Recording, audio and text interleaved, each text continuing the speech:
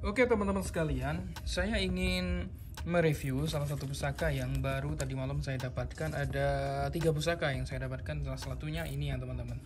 Nah kalau kita perhatikan dari sisi warangka, ini adalah warangka kayunya kayu jati gembol yang lama dan iras teman-teman. Dan iras itu lebih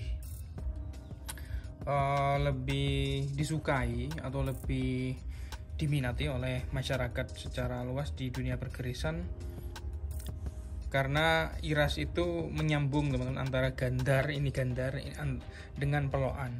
Nah, kalau dibuat secara teknis pembuatan itu memang cukup sulit karena harus kayu utuh teman-teman, dan itu yang menjadi kelangkaannya dibandingkan dengan warangka. Misalkan warangkanya ini nggak iras, jadi sambungan gitu teman-teman. Nah, saya rasa ini menjadi nilai plus daripada keris ini teman-teman.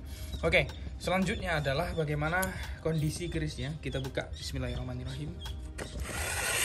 Wah, dibuka saja sudah bunyinya seperti itu teman-teman. Wow. Nah, ini adalah keris, kalau kita perhatikan biasa orang menyebut dengan sebutan nogo siluman, karena memang nogo siluman di sini ada kepala nogo atau ular besar ya, yang pada bagian badannya ini menghilang. Nah, jadi siluman di sini diartikan menghilang. Namun ada juga yang menyebut kalau di sisi bentuknya teman-teman ya, kalau kita perhatikan secara detail bentuknya ini adalah nogo kike. Sehingga penyebutan daripada keris ini ada yang menyebut dengan nogo kike, ada yang menyebut dengan nogo siluman. Nah, itu penyebutan dan perbedaan itu ya, hal yang lumrah, tidak perlu diperdebatkan. Jadi suka-suka ya, mau nyebut nogo kike, mau nyebut nogo siluman, monggo, karena secara karakter ini hampir ada kesamaan. Oke teman-teman, dilihat dari sisi pamor ya, ini adalah warangan lama. Di sini pamor, kalau kita perhatikan secara seksama, ada 1, 2, 3, 4, 5, 6, 7, 8, 9. Pamor bulatannya ini semacam gambaran daripada air yang menetes. Biasa orang menyebut dengan sebutan dengan pamor tirto tumetes. Tirto itu adalah air, tumetes itu menetes.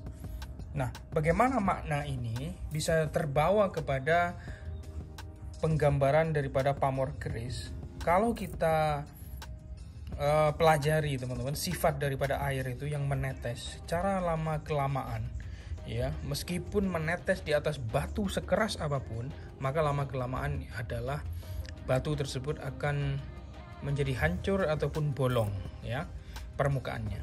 Nah, itulah bukti daripada kesabaran air, sehingga digambarkan dimaknakan terbawa pada satu makna keris, membuktikan bahwa pamor tirto tumetes ini, keris yang berpamor tirto tumetes ini, diharapkan seseorang yang mengagemnya mempunyai nilai-nilai kesabaran yang besar, sehingga apa yang dicita-citakan itu menjadi tercapai ya, meskipun pelan namun pasti.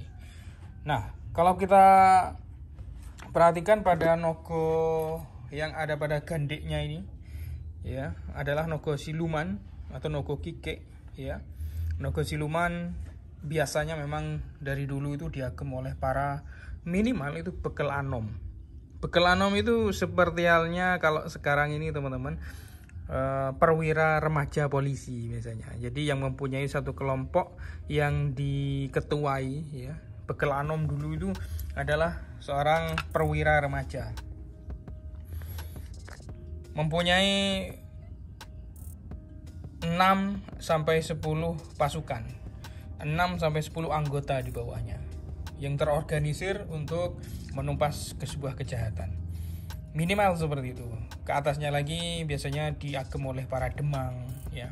Demang itu kalau dulu itu Pak Camat dulu, juga adipati. Kalau kita lihat sisi garapnya, ini sangat-sangat wingit sekali teman-teman, dan menggambarkan bahwa keris ini dibuat pada tangguh era Metyun Purubaya. Metyun Purubaya merupakan era yang ada di era Mataram. Dalam beberapa literatur ya, bahwa Panembahan Senopati 2 kali menyerang kerajaan Purubaya yang di area Madiun sana. Dan 2 kali itu kerajaan Purubaya ini dapat memukul mundur. Salah satu alasannya adalah bahwa kekuatan daripada Purubaya itu terdapat pada logistik pusakanya. Nah, ini termasuk saksi bisu daripada kerajaan Purubaya ini, teman-teman. Ya, wingit sekali, detail dan tampak garang namun kalem, teman-teman. Nah, inilah keris Nogo Kikik. Persembahan di pagi ini Tangguh Purubaya.